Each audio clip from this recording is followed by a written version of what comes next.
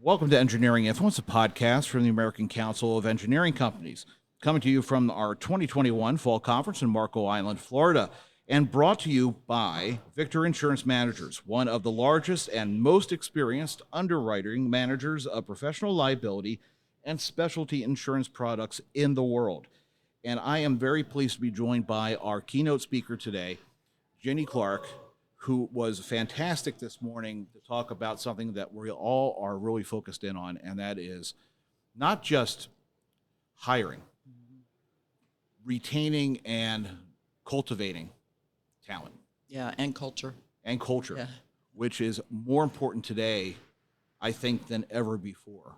And I was really impressed when you got off of the area where I think everybody kind of focuses in on about what do I need to know to hire people? When you start talking about that more intangible level of the greater consciousness of how do you identify a leader, not just by, like you said, competencies or abilities, but that inherent, Who are you? who are you as a human being? Yes.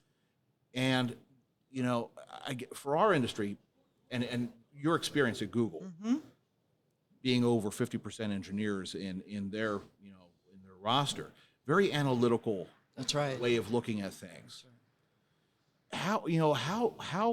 What advice would you give to, not just, like you said, it's not an HR thing. No. This is every level of an organization that if you're not leading people, you're leading, like you said, you're leading projects. How do you identify that? What do you look for when you're trying to figure out who is this person as an individual, and how do they view the actual working with another human being? Right. You know? Yeah. That's a great question. I think, I spend a lot of time talking about competencies, Yeah. right, as the selection criteria over just pedigree and domain expertise and some of the things that we traditionally like to choose when we're hiring. And I think if you're doing that kind of competency-based assessment, a lot of the questions are how questions. And give me an example when. Yeah. And so now you're getting a richer response. It's not, have you done it? Yeah. It's, how did you do it? How did you build a team? Yeah. What were the criteria that you used to select the team? And when you start asking those questions, you're going to get some of the range and the extent to which someone really has a heart and a soul, and they have that level of self-awareness that I talked about. Kind of kicking them off the KPI answer and the metric answer to talk about actually how they dealt with challenges. Yeah. Because the example you also brought in about the guest you had on your podcast, who's the SEAL, talking about if you're calling yourself a leader, you're not, that's not. You really don't get to call yourself that. Yeah, somebody has to be able to say that. Yeah, you can't insist upon followership. It's earned. Yeah, exactly. So I mean, it's and I was thinking about that too, because in my level, I oversee certain things, and my responsibilities are overseeing a few direct reports. Sure. Doesn't mean I'm a leader. That's right. Right. That's right. And That's an org chart. That's an org chart. And I guess from an individual manager's perspective, because that made me stop and think, boy, I gotta actually think about that. What advice do you give people, and what have you seen to to help people in positions of responsibility undergo that understanding and step outside of themselves and say, what do I have to do to be considered, not so I can say I'm a leader, to be considered a leader by the people who I'm responsible for managing? Yeah, that's a great question. And I'm going to make a distinction too between managing and leading, because there is a big difference. And I would say the simplest way to articulate it, I think, is that leaders influence, right? Managers are trying to ensure that a set of tasks have been completed. And so I think for leaders who have been able to earn that title from their followership, one of the most critical elements to me is trust. Yeah. And that becomes evident by virtue of one of the things I mentioned, which is feedback. If you're giving feedback to people, they can begin to trust you because you're being honest. I had my team. I had 30 directs. Yeah. They were indirect. A team of 30 had 6 direct reports, and they would say to me, "I know you gave me that feedback that I didn't want to hear because you care." Yeah. And so when you can, and that's the humanity. And I used to say to my team, I love you guys at the end of a staff meeting. You know, it wasn't mushy. I'm not a mushy kind of gal. Yeah. But they knew that I cared and that I wanted to see them be successful. And they can only be that if I'm sharing what they do great Yeah. and what they're not doing as well. Yeah. We're giving them the ability to try something. And just say, if you have an Absolutely. idea, give it a shot. If it doesn't work, it's not the end of the world. We'll just learn from it. Fail fast, as Yeah. they say. Yes. Yeah. And then just take it and learn from what you have, what happened. Yeah. You know, one of the things that we are really focused in on, and both from our strategic level, from a strategic plan perspective and industry wide, is this push towards, well, you kind of saw it in the room, a greater level of diversity and inclusivity within engineering. Yes. And that is it's just not hiring. It's also the issue of, we've designed the built environment. There That's are right. responsibilities towards social equity that we have when we're building infrastructure, designing infrastructure. Largely, I guess, with our firms, you know, a lot of them have been around for a long time, and they have their own geographic preferences. Yeah. They have their own institutional preferences. How do you think firms should start taking off those blinders? Yeah. Because it's just not a issue of you know, background, gender, That's right. the attributes. It's also geography. Sure. I get that. You know, and I would imagine Google does the same thing. It's like, Yeah. we want Silicon Valley, we want Stanford, we Yep. want, you know, certain. Yeah, how do we get people to think otherwise? Well, some of it is, you know, go where there are pools of talent. Google, for example, said we know there are more Black people and Latinx folks in Miami, Chicago, DC, Yeah. Atlanta. So we're going to actively seek out to increase not just the traditional functions who are there. Yeah. A lot of those were sales or engineering offices. And they said instead, why can't we have people from other functions there, from marketing to finance? Why can't we? Yeah. And I think that's what companies need to start thinking about, because part of what you're benefiting from is these individuals become ambassadors in those communities. Yeah. And it feeds on itself in a very positive way. So that's an easy win if you can get past this bias. The preference becomes a bias at some point, right? Yeah, it becomes, I guess, a way of doing things. Yeah. It's that we've always hired from these schools. We've always hired from these areas. Yeah. And like you said in your presentation, it's just not country. That's right. We have to start look around the thinking world. globally. Yes, Especially now with COVID, it's breaking down the office structure. You don't need everybody to Yeah. be here in the United States, so why wouldn't you? Yeah, so start looking beyond that, and I would imagine now with the resources at people's disposal, especially when it comes to hiring and everything like that, it's a low barrier to actually start looking, even if you're a smaller mid-sized firm. To start Totally. looking around. It's not that hard. Yeah. But it requires shifting your way of thinking. And Yeah. I'd hear people say, well, you know, it will take longer, and there's issues of immigration, and like, true. Yeah. But is that not more additive? Might that not be giving you a competitive advantage to secure business in some of those other countries and That's regions? the other, and make yourself more competitive and Yeah. have punch higher. And we have a one guy who we talk to a lot on the podcast. He's an engineer, but he's become more of a futurist. And he's talking more about the deconstructed engineering firm, the virtual engineering firm, I love where it. it doesn't exist in physical space, but instead has people all over the world that are working on a contract basis on projects, and to look at that as a distributed A model. I set think that model. model is that's what COVID has forced us to Yeah. examine, right?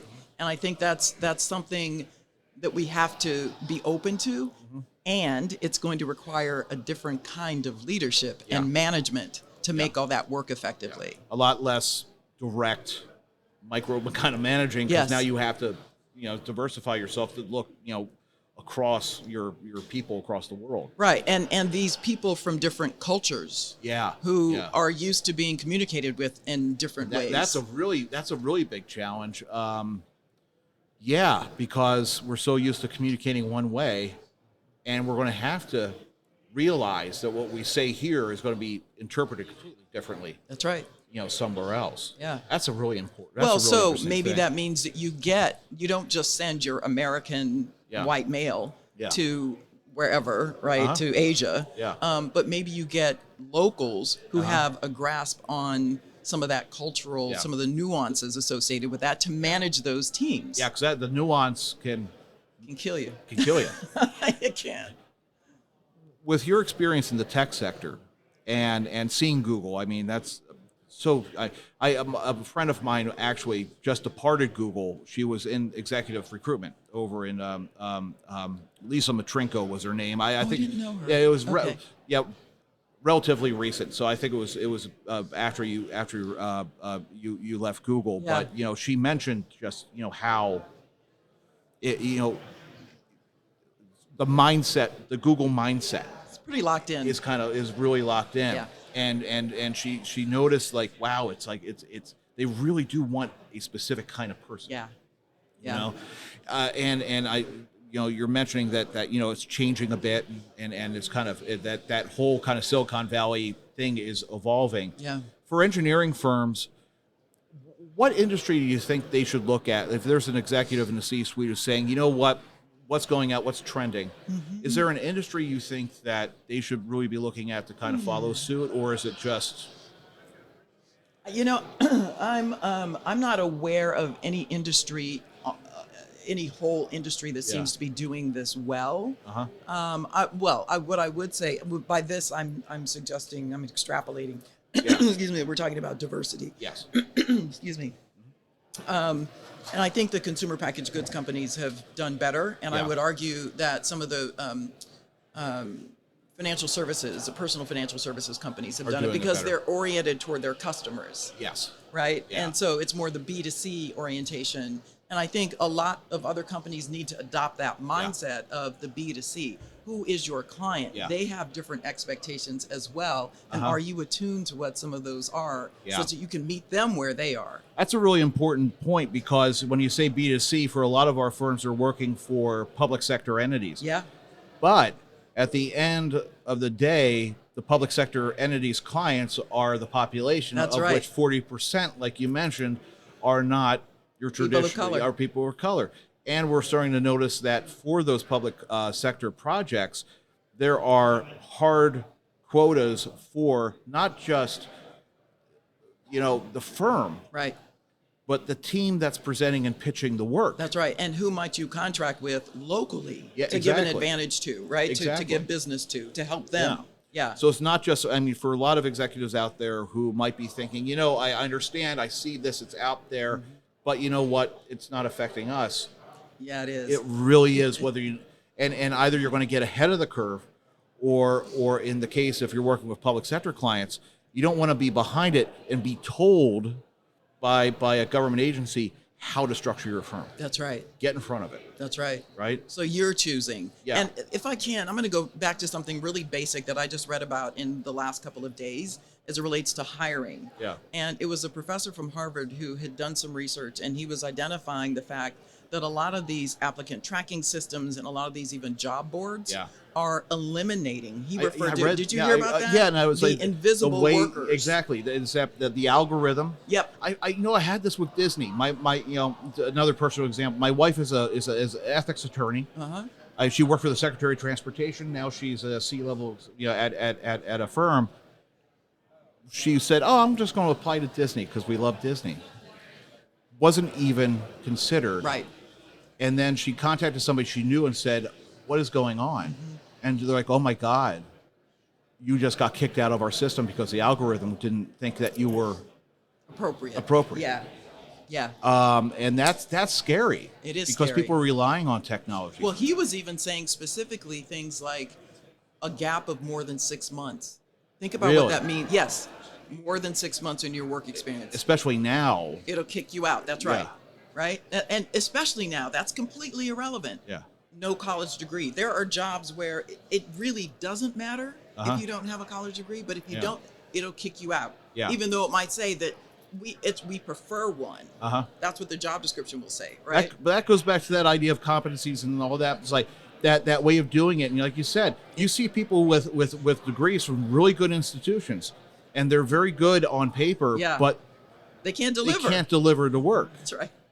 And I always stuck with me because I like, my grandfather was went to night school, got an engineering degree, worked for Honeywell, somebody who went to like a big name school Yep, was above MIT. couldn't Yep. could do the work. That's right. But but that they weren't seeing that because back then, especially in the 50s, it was, well, he went here, so he He's has smart. to be able to do this. Yeah. But see, as something I didn't say when I was on stage is educated doesn't mean you're smart, Yeah. and smart doesn't mean you're competent. That's true. It's only trial by fire, and like you said, you have to make that business case every step in the way, and you have to get that. Well, like you said, we're a family. This is how we do things. You have to say, does this fit the business That's right. Is it at serving every the business? at every step of the business's development? Exactly. Yeah, there's a lot we can talk about here, and I really appreciate the time, especially after not just doing a keynote, but then doing a panel, and then coming on the podcast. I really appreciate It's a that. pleasure. You guys are great. But I really encourage everyone to take a look at Ginny Clarke at ginnyclarke.com, and reach out to her if you're saying, what do we do, and you need some guidance, because she's some fantastic insights, and I really do appreciate you being part of our first in-person conference in 2 years. Yeah. Kudos to you, I'm and thanks still for getting having used me. to it. Really appreciate you guys. Thank you so much. And again, this has been an edition of Engineering Influence, a podcast from the American Council of Engineering Companies. We will see you very soon.